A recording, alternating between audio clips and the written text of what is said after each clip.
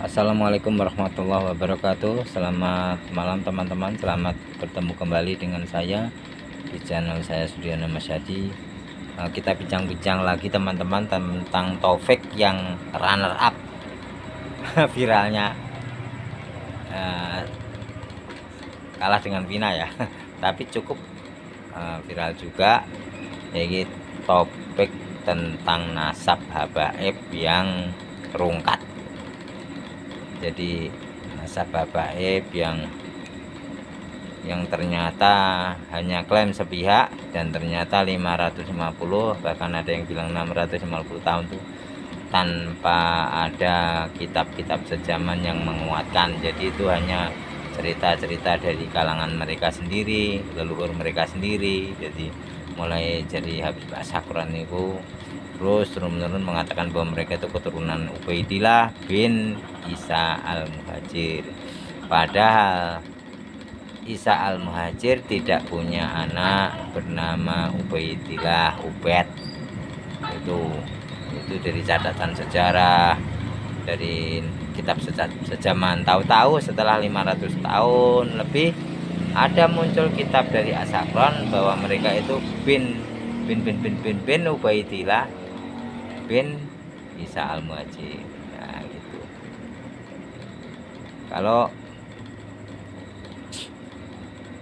saya mungkin pengen mengaku jadi anaknya Pak Prabowo atau Pak Jokowi gitu ya, saya pesan sama anak turun saya yang ke berapa nanti, ke 30 apa berapa, terus saya kasih tulisan, nanti kalau semua sudah berlalu kamu bilang aku anaknya Prabowo atau anaknya Pak Jokowi gitu kan.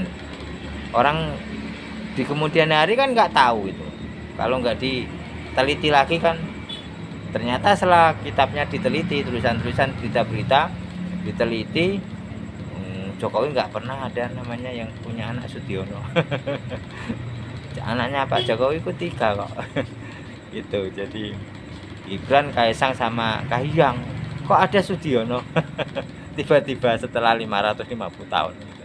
Nah, maaf teman-teman, ini intermezzo. Sebetulnya kali ini saya pengen mengulas masalah hadis Rasulullah yang juga ada kaitan dengan Yahudi ini. Itu tentang batu nisan, dimana orang Yahudi itu bersembunyi di batu itu. Kemudian batu itu bicara, mengatakan, hei kaum muslimin, ini di belakangku ada orang Yahudi, bunuhlah. Nah, gitu kan. Terus kecuali pohon gorgot. Jadi pohon gorgot ini nggak mau bicara, dia aman di belakang pohon gorgot. Nah kalau kita telaah dengan kacamata analisa logika sekarang gitu loh, mana bisa orang bersembunyi di pohon gorgot jadi tidak kelihatan gitu loh. Kalau mau bersembunyi nggak kelihatan kan bersembunyi di bunker gitu gitu kalau zaman sekarang gitu, atau di dalam terowongan kayak Hamas gini kan gitu. Nah, terus batu yang mengatakan, itu hadis Nabi mengatakan bahwa batu yang bicara ketika ada Yahudi bersembunyi, itu batunya juga dibuat sembunyi. Itu sebesar apa kok dibuat sembunyi, dan batu itu kok bicara gitu ya. Ini kan bukan zaman Nabi Musa gitu gitu. Ya benar, keajaiban tetap ada. Bahkan kata Gus Bak sendiri kan, nyamuk itu juga ajaib kan kenapa harus yang aneh-aneh gitu. Nah, jadi analisa saya ya tentang hadis ini, maaf, ini lagi-lagi bukannya menentang arus tafsir ulama salaf ya. Soalnya ini tentang akhir zaman ya, kita juga punya sedikit hak untuk menelaah. Kalau bagi yang nggak percaya ya monggo, nggak apa-apa gitu. Nah, jadi batu yang bisa bicara ini saya artikan itu batu nisan. Ini asli bukan dari saya pernah baca di sebuah komen dari warganet itu, di komen tentang sekarang lagi hangat tentang habaib itu. Bagus sekali itu, tapi sayang sekali saya lupa siapa yang nulis, tapi ini saya elaborasi betul dia gitu. Jadi saya tidak mengaku ini ide saya, tapi itu ide orang. Tapi karena saya lupa, maaf ya teman yang punya pertama kali mengungkapkan ini, saya terima kasih kepada Anda. Cuman sayang sekali saya lupa bahwa akun Anda, lupa tidak saya catat gitu. Jadi Anda sempat mengungkapkan tentang batu nisan yang bisa bicara. Batu yang bisa bicara ini batu nisan gitu. Dan pohon gorgot ini adalah lambang pohon nasab. Kenapa pohon gorgot? Karena pohon gorgot banyak durinya, dan ini melambangkan nasab yang terputus gitu. Jadi para Yahudi ini, Yahudi Askenazi ini, itu kan mengarang sebuah nasab yang dicantolkan, dicangkokkan ke nasabnya Rasulullah gitu. Nah, itu ibaratnya pohon gorgot gitu.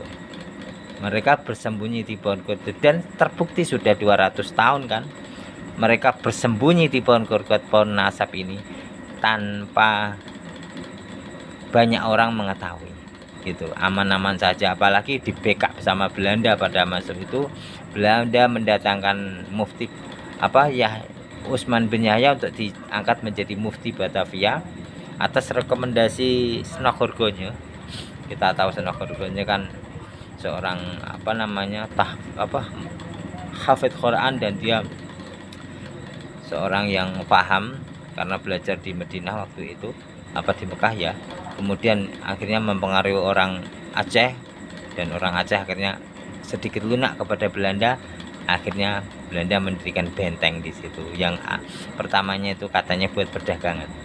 Akhirnya orang Aceh bisa ditaklukkan gara-gara Snogorgonje yang pinter mengelabui orang Aceh dengan dia seorang mualaf yang hafal Quran, yang dia berpura-pura sebagai orang yang alim gitu.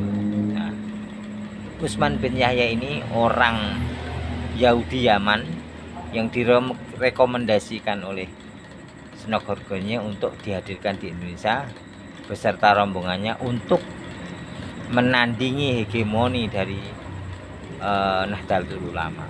Karena Nahdlatul Ulama didirikan oleh Hasyim Asy'ari Rio tahun 1926. Kemudian 1928 berdirilah Robito Alawiyah. Jadi organisasi para habaib ini yang disahkan oleh Belanda. Jadi Utsman bin Yahya itu sempat ada catatan ke Snogorgonje. Dia mengatakan bahwa alhamdulillah saya berkat ada Belanda saya aman, karena saya sudah dibenci kiai-kiai di daerah Jawa Barat, membenci saya. Kan beliau itu pernah, dia aja lah bukan beliau, karena dia pernah memberikan satu fatwa bahwa melawan Belanda itu haram, tidak boleh, karena Belanda itu ngurusi banyak kebutuhan kita gitulah. Oke, jadi pohon gorgot itu pohon nasab yang dibuat bersembunyi oleh orang Yahudi gitu. Jadi nasab palsu para habaib. Karena ketika mereka bersembunyi di batu itu bicara. Batu apa yang bicara? Batu nisan. Di belakangku ada Yahudi, aku batu nisan di Ponorogo, batu nisan Singobarong, batu nisan Pak Sakera, diyahyakan, dibaalawikan. Nah, dan mereka akhirnya sekarang bicara, ini di belakangku ada Yahudi. Kan Habib itu, bukan ini Yahudi belakangku ini. Karena mereka pembohong, memalsukan nasab, memanipulasi segala macam. Nah, jadi tolong kalian para habab ini sadarlah, kita nggak ngapa-ngapain kok. Kita lebih senang damai, dengan kalian pun kita senang damai. Tapi berhentilah untuk mengagitasi, berhentilah untuk memprovokasi, berhentilah untuk menginjak-injak kami dengan mengatakan kalian keturunan Rasulullah yang kastanya lebih tinggi gitu. Sedangkan kalian saja dulu ketika saya masih meyakini keturunan Rasulullah saja, saya berani mengatakan kepada kalian, kalian salah, dan kalian tuh tidak sesuai dengan yang kalian Rasulullah, nggak sesuai pola pikir tindakan nggak sesuai. Dan saya yakin dengan logika saya itu, saya meyakini itu dulu saya pernah ikut Habaib lama hampir 30 tahun gitu. Saya berani kalau dia salah, menurut pandangan saya ngomong dia salah. Nggak mungkin Rasulullah itu menyetujui tindakanmu seperti itu. Silahkan bantah argumen saya, karena agama itu tidak bisa meninggalkan akal sehat. Rasulullah itu datang ke bumi ini mengajarkan akal sehat. Kalau nggak ada akal sehat, orang itu nggak percaya sama Rasulullah. Kenapa orang tiba-tiba percaya Rasulullah? Ya jelas lah, dari kecil nggak pernah berbohong sampai punya gelar Al-Amin gitu. Jadi bukan tanpa akal sehat mereka itu pada percaya kepada Muhammad Rasulullah itu Al-Amin itu. Sampai Abu Bakar saja ditanya setelah Isra Mi'raj, kamu percaya Muhammad sudah Isra Mi'raj? Sudah. Jangankan Isra Mi'raj, lebih dari itu saya percaya. Karena apa? Ya itu tadi, itu fakta empiris. Sejak kecil tidak pernah bohong. Nah itu, makanya, dan ketika diajarkan tentang tauhid, orang akhirnya meninggalkan Lata, Uja, Manat dan sebagainya. Lata, Uja, Manat, apalagi itu Hubal. Apakah itu patung diam? Enggak. Pasti ada kekuatan iblis di situ, sehingga buat orang-orang yang meyakini patung itu seolah-olah bisa bicara gitu dan sebagainya, itu wajar gitu. Jadi nggak mungkin orang itu meyakini sampai sebegitunya, kecuali ada kekuatan gaib dari iblis dan anak buahnya ini. Tapi kan buat akal sehat itu sangat kurang gitu loh, sangat kurang. Kata punya keanehan apapun, namanya patung tetap patung. Karena akal sehat akan mencari kekuatan yang benar-benar harus mengalahkan akal logika dia, mentok. Bahwa harus namanya Tuhan semesta alam tuh harus maha dan maha. Tidak ada yang lebih tinggi lagi. Itu tidak terbayangkan. Itulah itu akal sehat yang menuntun kepada keyakinan. Lah, kembali ke masalah batu nisan tadi, itulah tafsir saya, bahwa batu yang bisa bicara adalah batu nisan, yang mengungkapkan kepalsuan dari makam-makam yang selama ini diklaim oleh mereka sebagai makam Ba'alawi gitu. Dan pohon gorgot yang dimaksud Rasulullah adalah pohon Ba'alawi gitu. Jadi pohon tempat mereka bersembunyi untuk mencari uang, untuk mencari ketenaran dan sebagainya, untuk menguasai hegemoni politik di PBNU juga, di mana-mana mereka, di pemerintahan juga. Saya ingat gitu, Bapak Lutfi bin Yahya itu dari mulai zaman Pak Harto itu DPR kursi nomor urut 1. Di saat waktu itu DPR tidak ada gambarnya, cuman partai itu perwakilan, dan Golkar itu Bapak Lutfi bin Yahya itu kursi nomor 1. Jadi pasti jadi. Dan beliau seorang yang yang ulung dalam masalah pendekatan politik dan sebagainya, ulung, hebat beliau. Makanya beliau sampai memasuk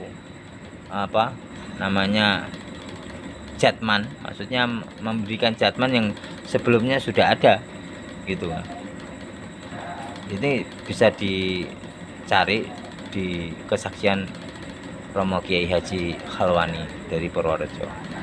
Jadi Jamiah ala Thoriqah, bukan jatman tapi Jamiah Ali Thoriqah Indonesia gitu. Diganti jatman Ali Thoriqah Nahdiyah gitu. Nusantara jadi Nahdiyah. Jatmi kalau nggak salah ya. Jadi jatman. Nah, dan itu menggeser orang-orang yang juru pendirinya. Itu kalau pengen lebih komplitnya lagi, buka kesaksian beliau Romo Kiai Haji Khalwani Nawawi dari Purworejo. Nah, teman-teman, sampai di sini informasi. Percaya monggo, tidak percaya ya monggo. Ini namanya juga sudut pandang gitu. Jadi kita kalau memandang agama ya jangan dari sudut pandang kacamata kuda. Pokoknya ya jangan gitu. Jadi harus menghargai perbedaan pendapat akhirnya kita akan menemukan jadi gajah bentuknya itu seperti ini, karena dari banyak kesaksian yang megang ekornya itu panjang kayak ular, yang megang kakinya itu kayak bambu bumbung, yang megang telinganya itu lebar kayak apa, kayak tampah gitu. Akhirnya orang-orang yang bicara parsial itu tentang gajah itu, buat orang yang akhirnya menghargai perbedaan ini, oh iya berarti gajah seperti ini. Dari pendapat orang-orang berbeda ini, dia justru menjadikan itu satu pasal, merangkumnya menjadi satu bentuk yang mendekati kebenaran. Kalau nggak gitu, kita akan tetap ngotot yang pegang kaki gajah itu tetap seperti bumbung, seperti bambu.